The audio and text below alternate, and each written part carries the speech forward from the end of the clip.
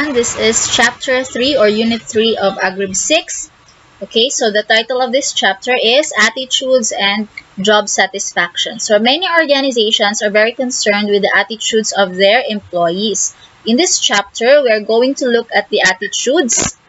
What are different types of attitudes and components of attitude? What is its effect in behavior of the employee, and how employee satisfaction or dissatisfaction affect their work performance. Okay, so first we will discuss what is attitude. So attitude, these are evaluative statements or judgments concerning objects, people, or event. Okay, so to better understand what is attitude, let us discuss the three components of attitude. So naani tulo ka components si attitude. We have the cognitive component, the affective component, and the behavioral component. When you say cognitive component, this is your opinion or belief. Okay? Muna siyang opinion. Attitude sa tao nga nagsugod siya sa iyang opinion or sa imong belief. Okay? Then kanang imong opinion or belief, it will turn into an emotion or feeling. And that emotion and feeling is your affective component. Okay? So na kay na feel karon nga emotion, then because of that emotion, you will behave in a certain way. And that action, kanang imong i-behave, kanang imong way sa pagbehave, that is the behavioral component of attitude. Here is an example. For example, you have a negative attitude toward your manager or your supervisor. So, ngano kahang negative imong attitude sa imong boss? So, cognitive first is, my supervisor gave a promotion to a co-worker who deserved it less than me. My supervisor is unfair. Okay? Nganong pangit imong attitude toward your supervisor? Because you learned that ang imong supervisor gi-promote imong kauban, nakabalo ka nga mas deserving ka i-promote. Okay? So, you think, your opinion or your belief is that your supervisor is unfair. And because you have that opinion nga unfair imong supervisor, unsa naman karon imong na-feel sa imong supervisor? So this time, you dislike now your supervisor. That is the affective component. Di na kaganahan sa imong advisor kay feeling nimo unfair siya. Okay? And tungod kay di makaganahan sa imong advisor, sa imong supervisor, so unsa man imong gihimo tungod sa imong dili ganahan nga feeling, your behavioral component results, ang imong action is, you look for other work. Nangita kag laing trabaho, nangita kag laing kumpanya. Because ning complain ka sa imong supervisor, and wala ka niya gipaminawan. Okay? So, mo na nga nangita kag trabaho. Kanang imong pagpangita og laing trabaho, that is from your negative feeling or negative attitude toward your supervisor. Okay? So, mo na siyang three components sa attitude. Now, the question is, does behavior always follow from attitudes? Unsa may pasabot ana? Ang atong actions ba as human beings, does it always come from our attitudes, from our whatever we feel, what is our opinion, what we feel, always ba na siya in line sa atong behavior? Okay? Early researchers class, they assumed that our behavior, our actions resulted from our attitudes. Okay? Common sense also may, if we will use our common sense, we may also think that kung unsay mong attitude about a certain thing or a certain individual, mo po na imong behavior sa iyaha. However, class, in the late 1960s, there is one researcher named Leon Festinger. He argued that attitude follows behavior. Okay, ingon siya nga, did you ever notice how people change what they say so it doesn't contradict what they do? Perhaps a friend of yours has consistently argued that the quality of US cars is not up to that of imports and that he'd never own anything but a Japanese or German car. But his dad gives him a late model Ford Mustang and he suddenly says, US cars aren't so bad. Okay? Ana si Leon Festinger class nga attitude follows behavior daw. Okay? dili siya motuo nga behavior is mosunod sa atong attitude. So may iyang example diri For example daw, ikaw niingon ka nga, ay di ko ganahan og di ko gana grossing nga motor. Kay kabalo ko nga cheap ka na siya, di na siya ligon nga motor. Diba? That is your attitude. Okay?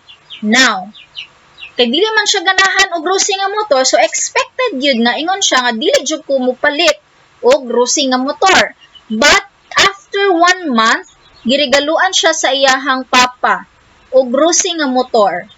Then unsa may nahitabo karon? Iya ba gidawat ang regalo or wala? Iyang gidawat. And unsa man na iyang giingon sunod? Ana siya, ay okay ra man day ang mga grossing nga motor, dili ra man jud siya ing anak ka cheap.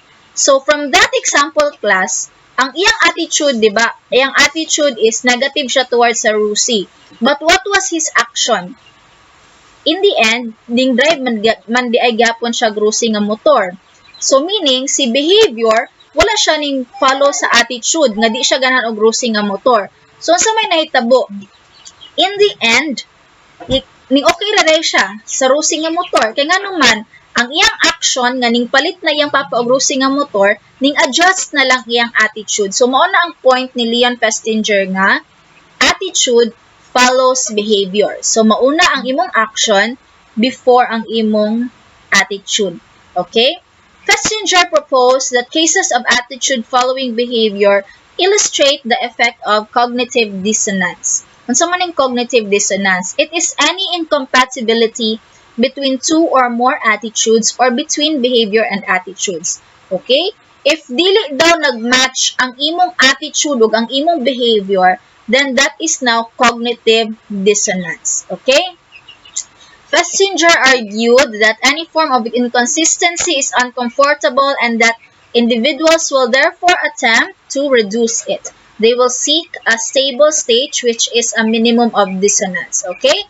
So, according kay Festinger, if ang tao daw maka-experience of cognitive dissonance, meaning ang iyang attitude wala ning match sa iyang behavior, dili daw na siya comfortable, meaning na something, bro, di siya mahimutang, di ba?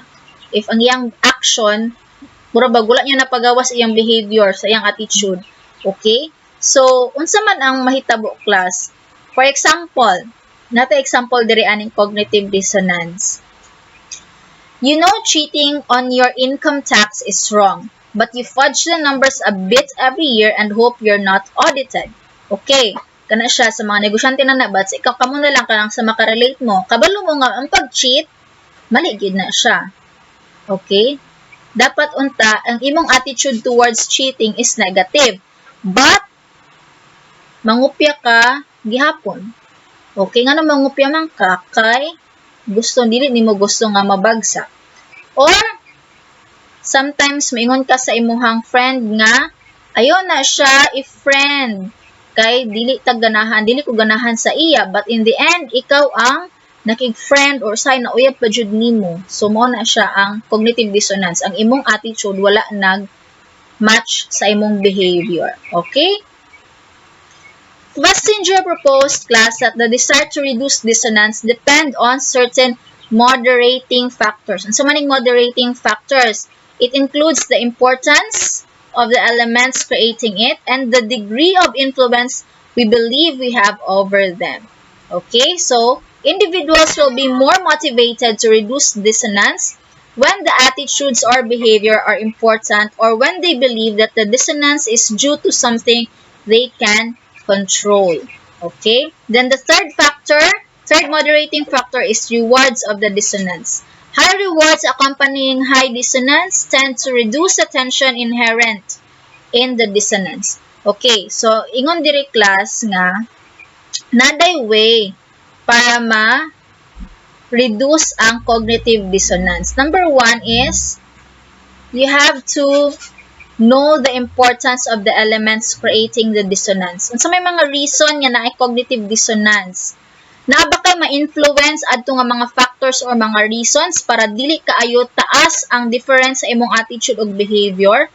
Okay? Another thing is, unsa may reward nimo if himuon nimo ni nga dissonance? If antuso nimo ni nga dissonance. Okay? So mao na siya. A very good example of cognitive dissonance class is kanang nanarbaho ka og trabaho nga dili ka ganahan. Okay? For example, nanarbaho ka as sales lady, pero dili ka ganahan mag-sales lady kay gusto unta ka mag-cashier. So nag-sales lady na ka, and unsa may trabaho sa sales lady class? First and foremost, a sales lady must be smiling, di ba? Dapat mabiabihon siya sa iyang mga customers, but dili ka ganahan sa imong trabaho. Deep inside, you don't like, your attitude toward your job is that you don't like your job, okay? But, unsa man dapat imong behavior sa imong trabaho? You have to be happy, okay? You have to be accommodating with your customers. So, mao na siya ang importance elements dito is that, mo na, ang job nimo kailangan happy ka. Ang imuhang attitude is, dili ka ganahan sa imong trabaho. Asa man dito nga maka-influence, asa man dito asa duha nga ma-influence nimo imuhang attitude sa imong job or imuhang trabaho, ilisda na lang ba nimo? Okay, so dili mangitag trabaho. So the option is that you adjust your attitude toward your job. So imuha na lang ang tuson gyud ang dissonance. Sugot na lang ka nga mo trabaho ka, kalisod mangitag trabaho maski di ka ganahan sa imong trabaho. And of course, what is the reward sa pag-antos nimo sa imong dissonance? You will get a salary, an income. Okay, so mao na siya. Okay. Now, in an organization class, there are several job attitudes. These are the major job attitudes. We have job satisfaction, job involvement, organizational commitment, organizational support, and employee engagement. Let's discuss each of this. So, what is job satisfaction? Job satisfaction is a positive feeling about a job resulting from an evaluation of its characteristics. Okay? So, kaning job satisfaction, kaning magtrabaho ta, whatever atong trabaho, whether it is a homework, whether it is a trabaho sa balay, basta you have a positive feeling about your work or your job, then that is job satisfaction. Okay? A person with a high level of job satisfaction holds positive feelings about his or her job, while a person with a low level holds negative feelings. So, kadtong mga tao nga taas og level ang ilang job satisfaction, positive sila sa ilang trabaho, dili sila sinigreklamo compared sa tao nga negative. Nganong negative man siya sa iyang trabaho kay low iyahang job satisfaction, wala siya nalipay sa iyahang trabaho. Next job attitude is job involvement. It is the degree to which people identify psychologically with their job and consider their perceived performance level important to self-worth. Kaning job involvement class, mo ni siya ang degree wherein ang ikaw nga tao, feeling nimo ang imong performance is equal or dakong impact sa imong self-worth, sa bilin nimo, sa imong kaugalingon. Feeling nimo, if dili ka mag-perform og maayo, wala pud kay pulos nga pagkatao. Okay? So, ang imong himuon, magtrabaho jud kag maayo because you feel that taas ang imuhang self-worth. Employees with a high level of job involvement strongly identify with and really care about the kind of work they do. So, kani mga tao class nga taas og level sa job involvement, magpili gini sila og trabaho nga gusto nila trabahoon. Okay? Meaning kanang trabaho nga kabalo sila nagrepresent sa ilang kaugalingon, kabalo sila nga makapalipay sa ila. Okay? Another closely related concept is psychological empowerment, where employees' beliefs in the degree to which they influence their work environment, their competence, the meaningfulness of their job, and their perceived autonomy. So, man yung psychological empowerment. Psychological empowerment class is that employees, nagtuo sila nga kung unsa sila ka maayo mo trabaho sa ilahang or unsa ka dako ang ilang influence sa ilang trabaho, unsa sila ka maayo mo trabaho, unsa ka meaningful ang ilang trabaho, ug unsa sila ka independent na part sa ilang job nga hayaan sila sa ilang boss nga sila mo decide, dako na og impact sa iyaha. Ma-empower siya ba? Murag malipay ko, ganahan ko sa akong trabaho if ma-feel na ako nga maayo ko sa akong trabaho, if ma-feel na ako nga na ako'y influence sa akong mga kauban sa trabaho, if ma-feel na ako nga meaningful ang akong trabaho, ug if ma-feel na ako nga ginasaligan ko sa akong boss. So, if naana sa mga feelings, then you will be empowered. and that is psychological empowerment. Next job attitude is organizational commitment. This is the degree to which an employee identifies with a particular organization and its goals and wishes to maintain membership in the organization. So, unsa man yung organizational commitment? Imong commitment sa imong organization kung asa ka nagtrabaho. Okay? Unsa may pasabot kung committed ka sa imong organization? Meaning, ang goals sa imong organization, imo yung gina-uphold, meaning ginasunod yun nimo siya. You value the goals of your organization and dili yun nimo gusto nga mawala sa organization. Kay commitment ko ga, mura na siya relationship, di ba? If committed ka sa imong relationship, dili yun nimo gusto nga mabulag mo. Same sa organizational commitment, if committed ka sa imong organization, dili yun nimo gusto mabulag sa imong organization. So, para dili ka mabulag sa imong organization, magtrabaho kag tarong, sa paman.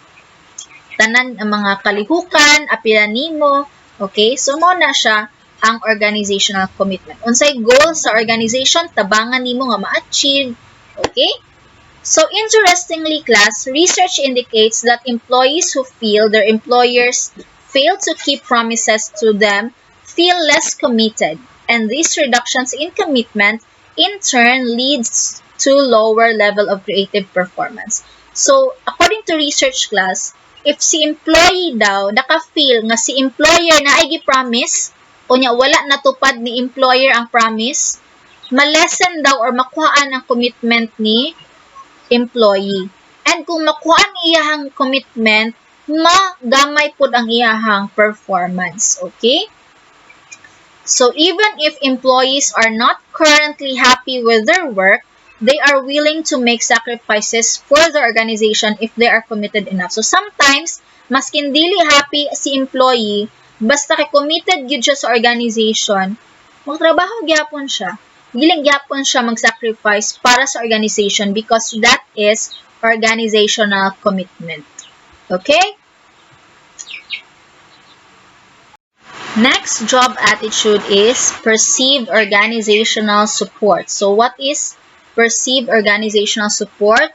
It is the degree to which employees believe the organization values their contribution and cares about their well-being. So, perceived organizational support, mao ni nga ma-feel sa empleyado nga gina-value or importante sila sa ilahang organization. Meaning, ang ilang contribution sa organization is nakita sa ilahang mga boss. And ang ilang boss naga-care sa ilahang well-being. This is very important, class. Very good example of this class is that karon in COVID, di ba? You can see which organizations really support their employees. So, katong mga organization nga, tagaan gid nila gihapon og sweldo ilang mga empleyado maski wala sila naka-duty because lisod ang transportation. Those are the kind of organizations that really has supported their employees. Okay? Mo na siya mga organization nga napakita nga ilang gina-value ilang employees. For example, an employee believes that his organization would accommodate him if he had a child care problem or would forgive an honest mistake on his part. So, if tan-od sa empleyado nga ang organization niya is mo-accommodate sa iyaha, i-allow siya nga mo-absent if na ay nasakit sa mga anak, or if na siya yung mistake, mapasaylo ra siya. Okay, so mo na ang mga makita nga na ay support ang organization. Research shows that people perceive their organization as supportive when rewards are deemed fair, when employees have a voice in decisions, and when they see their supervisors as supportive. Employees with strong POS or perceived organizational support perceptions have been found more likely to have higher levels of organizational citizenship behaviors, lower level of tardiness, and better customer service. Okay? So, ang mga empleyado daw nga na ay kusog or taas ilahang perceived organizational support, taas po daw ilang levels sa organizational citizenship. Minsan naman po ding organizational citizenship. Kanang feeling nimo nga, mura ba og kita citizen ta sa Philippines? Meaning, patriotic ta sa atong country. Go, Pilipinas, di ba? Ikaw po, if naka-organizational citizenship, then you are a citizen of your organization, dako po kayo imuhang pagtuo or imong faith, imong support po sa imong organization. Okay? Then the last job attitude is employee engagement. If employee engagement is an individual's involvement with, satisfaction with, and enthusiasm for the work he or she does. So, kung ang isa ka empleyado, taas og involvement, taas og satisfaction, and enthusiastic or ganahan gid siya sa iyang trabaho, then that is an employee with high level of engagement. Highly engaged employees have a passion for their work and feel a deep connection to their company. Okay? Ang katong mga employee nga taas og employee engagement, nagid sila passion sa ilang trabaho and they have a deep connection. Well, katong mga employees nga disengaged or dili sila ganahan sa ilang trabaho, they have essentially checked out, putting time but not energy or attention into their work. Meaning, ga-duty lang sila, but wala sila energy sa ilang trabaho, wala sila effort sa ilang trabaho. Mo na mahitabo sa mga employee nga walay employee engagement. Okay? Now, how do we measure class job satisfaction? Okay? So, maning measuring job satisfaction, there are two ways. First is single global rating. It is a response to one question, such as, all things considered, how satisfied are you with your job? Respondents will circle a number between 1 and 5 on a scale from highly satisfied or highly dissatisfied. So, when you will use single global rating, so kita if manarbaho tapuhon, time and time, nagid tay mga survey nga ansiran kung unsa ta ka-satisfied sa atong trabaho. Okay? So, isa sa mga posible nga nahimuon sa atong organization is kaning single global rating. Nalang sila one question. All things considered, unsa mga ka-satisfied sa imong trabaho? 5 kung highly satisfied, 1 kung highly dissatisfied. So, nara isa ka question. Mo na single global rating. Well, ang second type sa pag-measure sa job satisfaction is summation of job facets. It is a more sophisticated type of measuring job satisfaction. It identifies key elements in a job such as the nature of work, supervision, present pay, promotion, opportunities, and relationships with co-workers. Respondents rate this on a standardized scale, and researchers add the ratings to create an overall job satisfaction score. So, unlike sa single global rating class nga isa lang gyud ka question, sa summation of job facets, there are many questions na mga elements. For example, nature of work. How will you rate your nature of work? 1 to 5. 5 the highest, 1 to lowest. Then, under sa nature of work, napag yun na ipipila ka questions. Next, supervision. How satisfied are you with your supervisors? With the process of supervising? How satisfied are you with your present pay, your sweldo? How satisfied are you with your promotion opportunities? How satisfied are you with your relationship with your co-workers? So, imo nang i-rate ng 5 ka key elements. Example, kanang 5 lang. Pag humani mo rate anang 5 class, i-add na nila tanan. Pangitaon ng average, i-add and i-divide kung pila to ka elements, and that is your overall job satisfaction score. Dili lang isa ka question, but a lot of questions are asked depending on the elements of the job.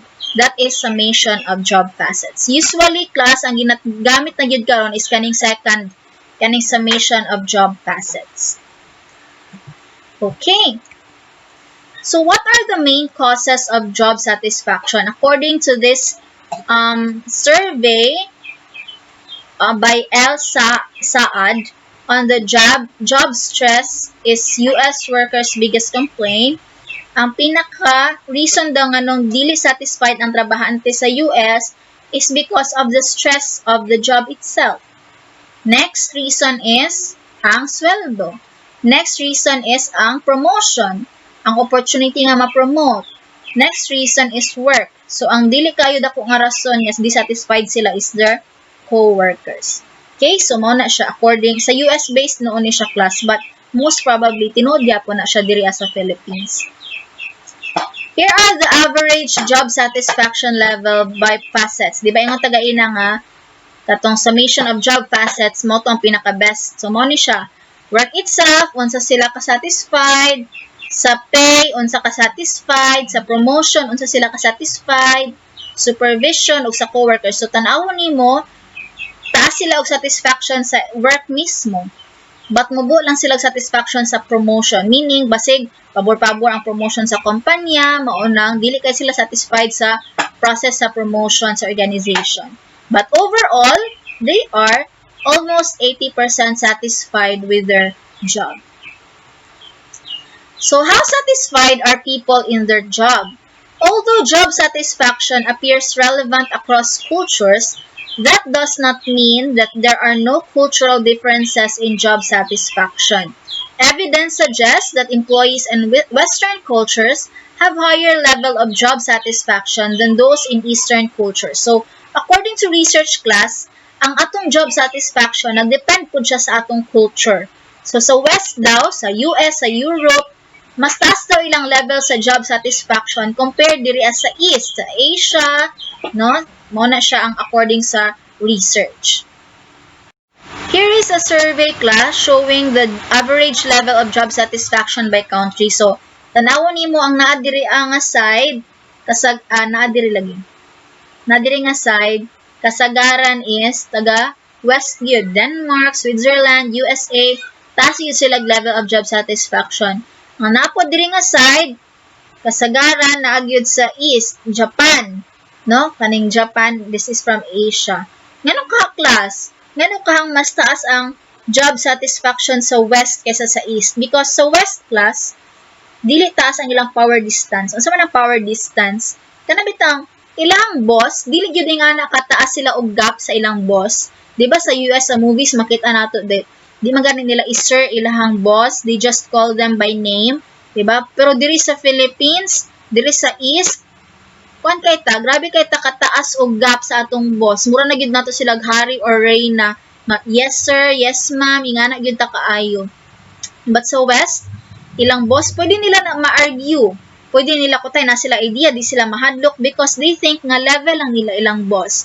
Okay? But sa culture sa East, again, sa Japan, di ba, makita nato sa mga Korean dramas food, nga taas kayo ta og power distance. Ang atong mga superiors, dako kay siya og gap compared sa ato nga empleyado lang. Mao na nga mubo lang ta og level of job satisfaction compared sa taga West. Okay?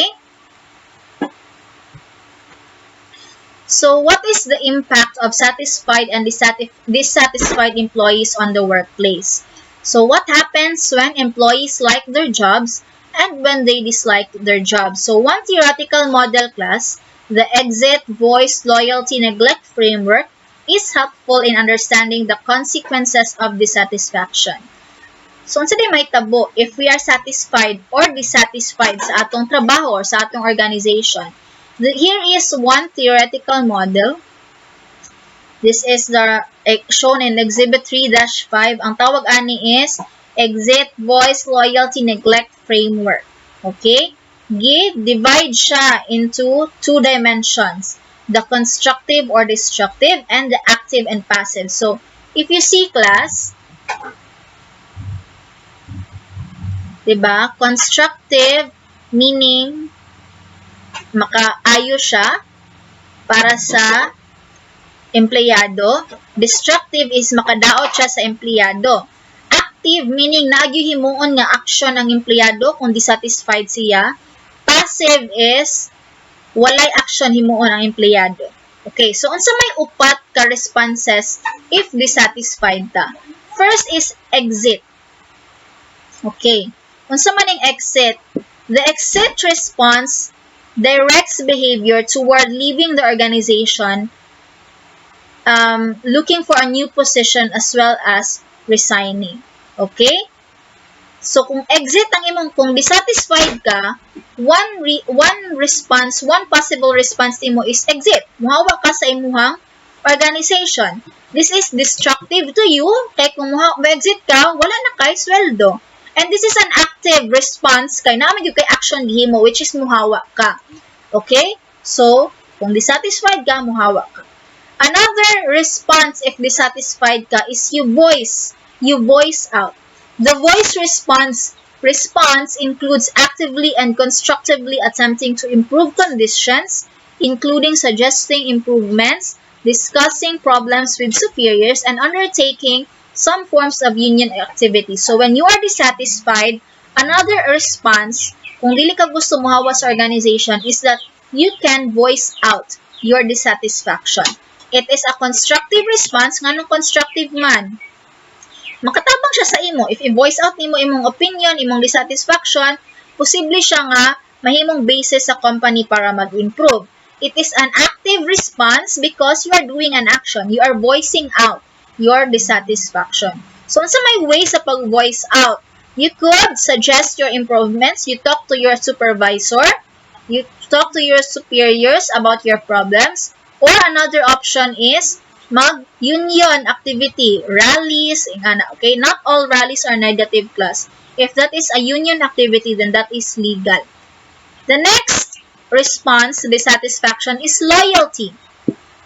The loyalty response means, unsa man yung loyalty response, you wait for the condition to improve, including speaking up for the organization in the face of external criticism and trusting the organization and its management to do the right thing. Okay, so kung maingon ka nga, loyalty class, passively but optimistically waiting for condition to improve. Diba? Tanawan ninyo ang loyalty class. Constructive siya kay wala ka ning hawa sa organization. Diba? Passive siya kay wala ka action gihimo. Loyal lang ka, nagpabilin ka sa imong organization. Unsa man nga nagpabilin man ka nga dissatisfied man ka because you love your organization. You trust that your organization will realize nga mali na ilang ginahimo, nga mag-change ni sila para ma-answer akong dissatisfaction. So you are loyal. You optimistically, you positively wait for the condition to improve. And if ang imong organization makadawat og external negative nga external criticism, you speak up for the organization. Imong i-defend imong organization because you are loyal. Okay? And the last response is neglect. Unsa man ning neglect? It is destructive. Destructive to you, destructive to the organization, and it is passive. Kay wala man kay gihimo. Nag-neglect lang ka. Unsa din neglect? It is neglect response passively allows conditions to worsen and includes chronic absenteeism or lateness, reduced effort, and increased error rate. So, wala kay gihimo. As in, wala jud kay gihimo. Wala kay gihimo ba sa imong dissatisfaction? Imo lang gihayaan nga magsamot og ka worsen ang sitwasyon. Nagsamot na hinuon imong dissatisfaction. Unsa may resulta? Mo absent na lang ka, magsige kag ka-late, di na kay kaganahan mo effort sa imong trabaho, basta lang maka-time in, and or ang pinaka-worst is, taas na ang imuhang mali-mali, taas na ang rate or level sa imong pagkamali-mali sa imong trabaho. That's because nag-neglect ka, wala kay action gihimo para masolusyonan imong dissatisfaction. So those are the 4 responses to dissatisfaction.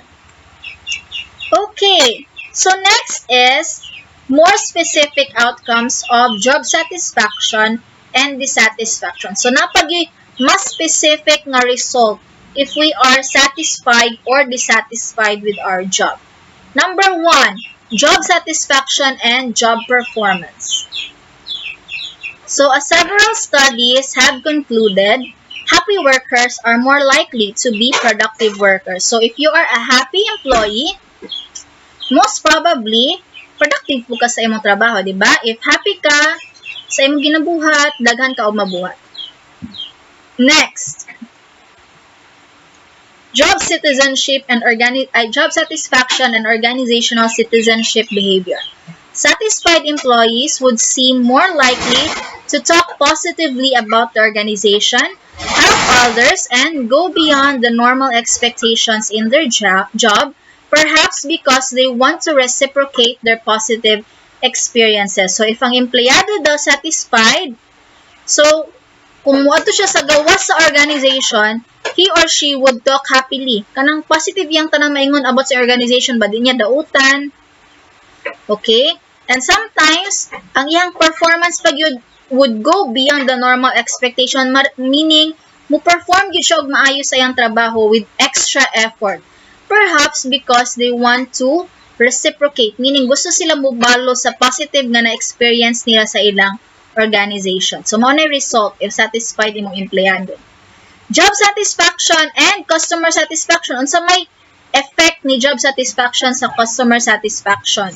For frontline employees who have regular customer contact, the answer is yes. Satisfied employees increase customer satisfaction and loyalty. So, if ikaw empleyado, satisfied ka sa imong trabaho, maayo po imong pag-perform sa imong trabaho. Maayo, if, for example, your job is ka ng frontliner sa hotel. Diba? Sige, katubang sa customers. If satisfied ka sa imong trabaho, so malipayon ka nga ma-entertain sa imong customers. And, kay malipayon man and maayo man imong pag-entertain sa imong customers, so masatisfied pod ang imong customers. Next, job satisfaction and absenteeism. We find a consistent negative relationship between satisfaction and absenteeism, but it is moderate to weak. Okay? Sometimes nado makita nga negative relationship between satisfaction and absenteeism, meaning if taas imuhang satisfaction, mubo imuhang absenteeism. But if mubo imong satisfaction sa imong trabaho, taas imong absenteeism. Na siya relationship si absenteeism o si satisfaction, but moderate to weak lang siyang relationship. While it certainly makes sense that dissatisfied employees are more likely to miss work, the other factors affect the relationship. Okay?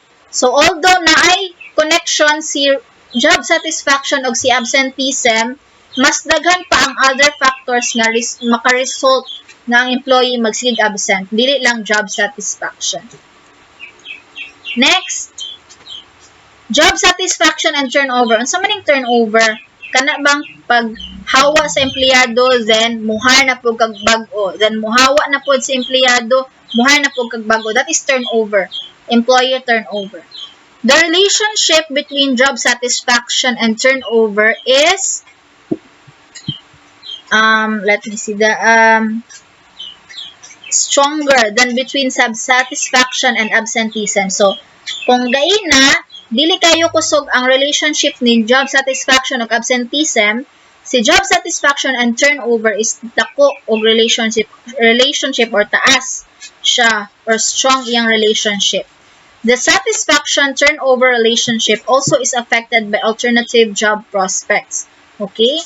Meaning, class, if taas og satisfaction si employee, low ang turnover sa company. Meaning, dili sige og fire og hire og empleyado. But if mubo ang satisfaction sa empleyado sa company, then taas ang turnover rate. Meaning, sige og fire, sige og hire na po, then mo fire na po, then mo hire, ana ba?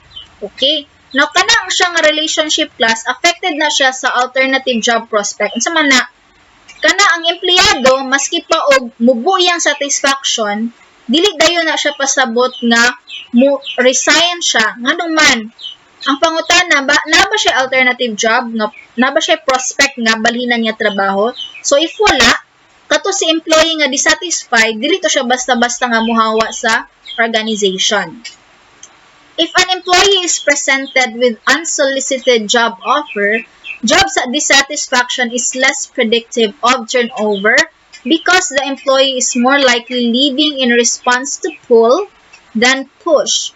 Similarly, job dissatisfaction is more likely to translate into turnover when employment opportunities are plentiful because employees perceive it is easy to move. Sometimes po daw, class, ang mga empleyado nga taas og job dissatisfaction, mawala sila sa organization if daghan og opportunities sa trabaho sa gawa sa organization.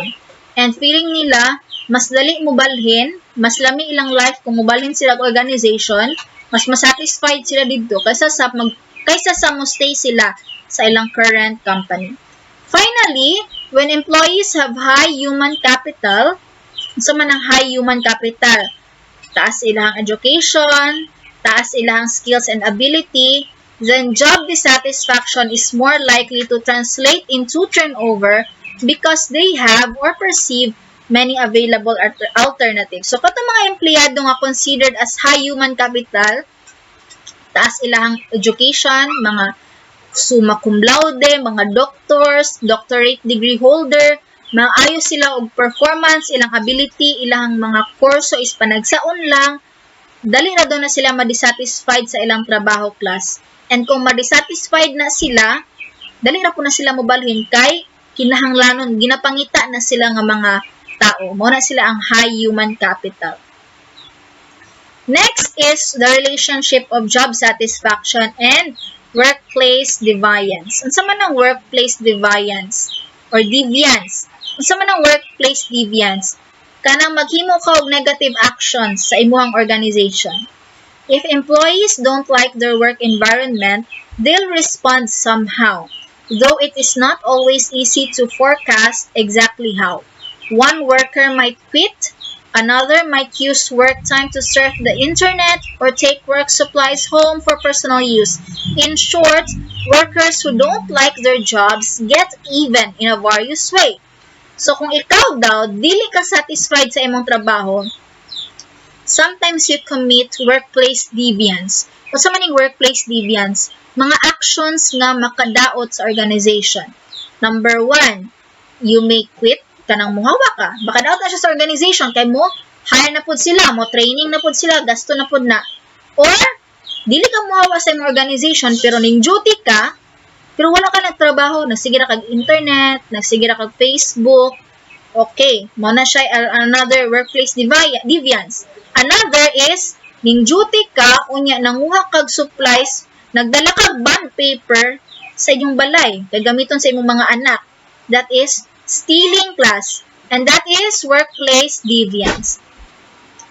To effectively control the undesirable consequences of job dissatisfaction, employers should attack the source of the problem, which is the dissatisfaction, rather than to try to control the different response. So, para dili nimo ma-experience, if ikaw ma-manager, and the feel nimo nga, imong mga empleyado is gina-practice ning workplace deviance.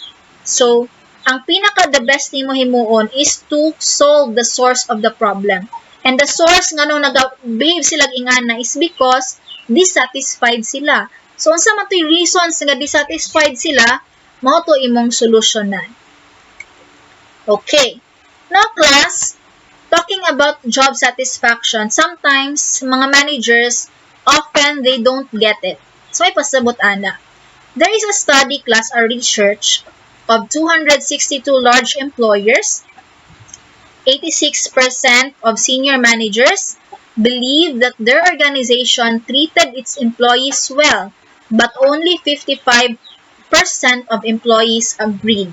Okay? Nado study gihimo 262 kabuok nga mga organization. And from that organization, gi-question ang managers o ang employees. According sa managers, 86% sa mga managers ning ingon nga ang ilang organization ginatreat og maayo ang mga employees. 86% ang niingon. But pagpangutana sa same question sa mga empleyado, only 55% agreed. So laban ay gap. 80 ang abi sa mga managers, daghan sa mga managers nagtuo nga maayo ang performance or ginatrato sa organization og maayo ang mga empleyado. Pero ang mga empleyado, 55% lang sa ilaha ang ning agree nga ginatrato sila maayo sa organization. Okay?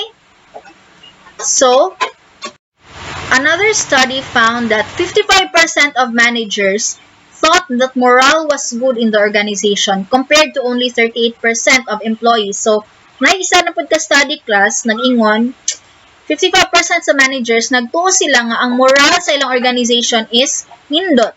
But ipangutana ng mga empleyado, 38% lang ang nag-agree sa mga managers. So, regular surveys can reduce gaps between what managers thinks employees feel and what they really feel. So, kani nga mga surveys class, makitaan diri ang gap nga lahi ang na-feel ni manager, lahi po ang na-feel ni employee. So as a manager, if you will be a manager in the future, you have to address that gap. Unsaon nimo nga mo pareha sila mutupong ang ilahang perception nga pareho sila satisfied. Okay? That is the job of the manager. And that is why sometimes managers often don't get it class because ang manager nasa taas. No, dili kayo nga nakalisod lisod ilang trabaho but lahi ra man jud ilang trabaho gud kaysa sa trabaho atong nasa ubos. Okay, so sometimes they don't understand the employees nga nasa ubos nga level. Labi na to mga managers nga dili kayo makigalubilo sa iyang mga empleyado. Okay? So if you will be a manager in the future, make sure that you understand the needs of your employees, and if ever manggaling nga imong employees is not satisfied or dissatisfied, you have to solve it. You have to find the reason nga nung dissatisfied sila, and you have to solve that problem. Okay? So that's it for Unit 3, attitudes and job satisfaction. So the next thing for you to do is to answer the case study. I will be posting it in Google Classroom. And if you have questions about our topic, please ask it during our Discord live. Okay, so thank you for listening and have a good day.